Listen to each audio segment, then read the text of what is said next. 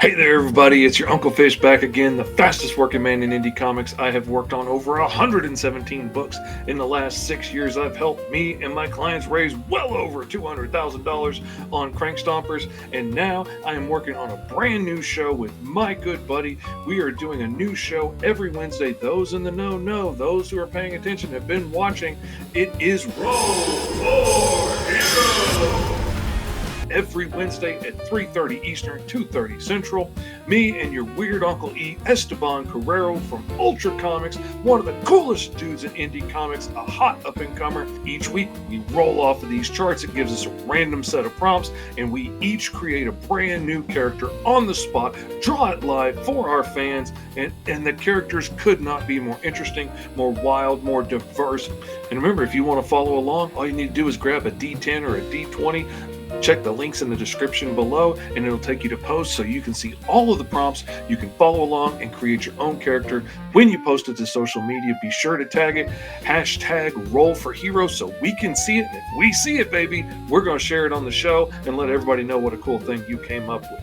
Now, last week on the show, what did we come up with? We rolled up a fantasy setting character. Okay, so this is out of my norm for the characters I normally draw. A character that was gifted or inherited their powers from their family, someone who is a strict rule follower, somebody who has some form of elemental control and is susceptible to mind control, somebody whose power comes from an artifact, which is cool, but that artifact could be stolen, and they have to be a dark and brooding character. Now, this could go any number of directions. What kind of element are we talking about? Who knows? What would you do with it? I would love to see what you come up with those prompts. And if you do a drawing, if you come up with a cool OC, post it, hashtag Roll for Hero, so we can see it. Now, let's go to the time lapse, baby. Now, hold up. Before we get to the time lapse and we check everything out, make sure you hit that like button and share this video with a friend so they can check it out too. And hey, if you want to follow along with the hashtag Roll for Hero every Wednesday at 3:30 Eastern, 2:30 Central, be sure to subscribe and hit the notify bell so you can help us out each week and shout out cool ideas. We'll see you there.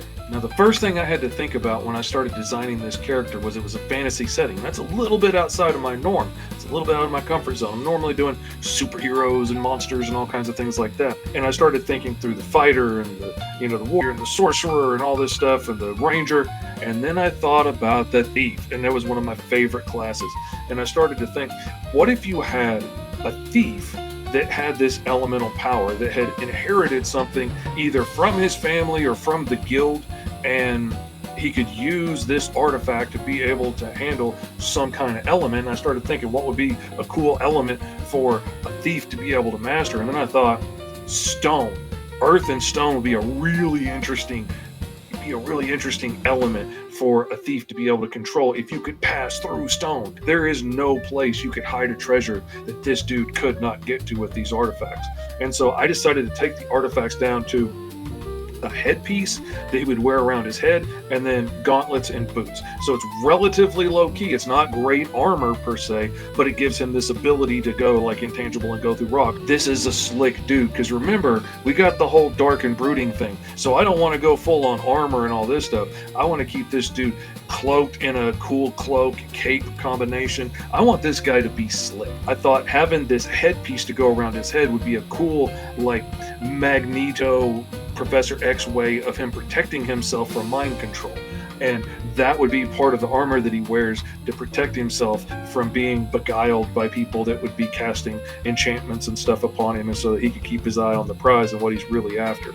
So we hit the dark and brooding, we hit the fantasy, we hit the artifacts. The power comes from an artifact that was handed down by his family members and his guild, and he's got it. It could be stolen from him. So we've got the character design. Now comes time for a story. As I was working on this, my buddy Brad Arney, who was following along on the show and commenting ideas, he came up with the name Stonecarver. So this is SLATE Stonecarver. He comes from a long line of gentleman thieves, He is one of the coolest dudes in the kingdom.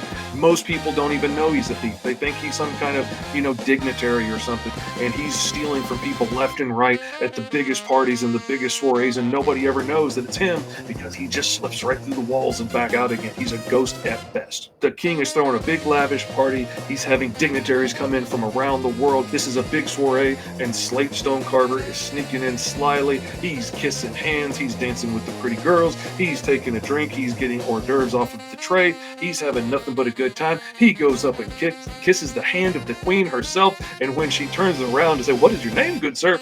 he's gone, because he just slipped through the wall like a phantom. He's going through the walls, through the stone pillars, going through the floors.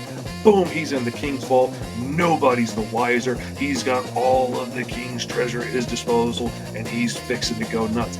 Everything is coming up Slate Stonecarver.